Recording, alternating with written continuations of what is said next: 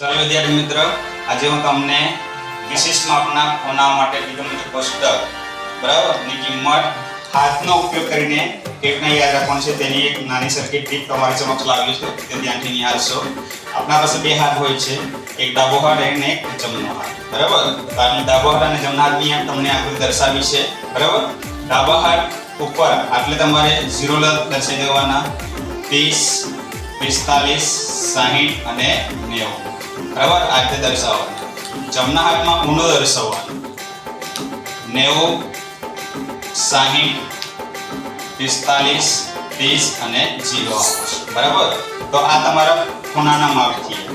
Theta કહેવાય, એને શું કહેવાય? થીટા કહેવાય. બરાબર, ત્યારબાદ જે ડાબો હાથ છે, ડાબા હાથમાં જે આંગળી છે એને નંબર આપવાનો. બરાબર, તો આને 0 આપવાનો, 1, 2, 3 અને 4. બરાબર, તે રીતે જમણા હાથમાં બી આ જ નંબર આપવાનો છે, 0, 1, 2, 3 અને 4. બરાબર, તો આપણા ડાબા હાથ અને જમણા હાથનો આ માપન થઈ ગયું. હવે આપણા વચ્ચે એક સૂત્ર દર્શાવેલું છે, સૂત્ર √x/2. બરાબર, મારે sin 0 ની મૂલ્ય શોધવું છે. તો sin 0 એટલે 0 છે, તો 0 પાસે કેટલા છે? 0. એટલે આ સૂત્રમાં આપણે x ની જગ્યા પર કેટલા લખવાના? 0/2. 0 નો વર્ગમૂળ 0/2 બરાબર કેટલા આવશે? 0. તો sin 0 ની કિંમત કેટલી આવશે? 0. તમે જોઈ શકો છો 0 આવી ગયું. બરાબર, sin 30 માટે આપણા પાસે સૂત્ર છે, એમાં 30 માં નંબર કેટલો છે? 1. એટલે x ની વેલ્યુ 1/2. 1 નો વર્ગમૂળ 1 એટલે 1/2. તો sin 30 ની કિંમત થઈ ગઈ 1/2. બરાબર, cos 45 પાસે કયો નંબર છે? 2. બરાબર, √2/2. બરાબર, એટલે √2 અને આને અમારે લખો એટલે √2 * √2 લખી શકાય, ફૂટી જાય એટલે 1 ના છેદમાં કેટલા આવશે? √2.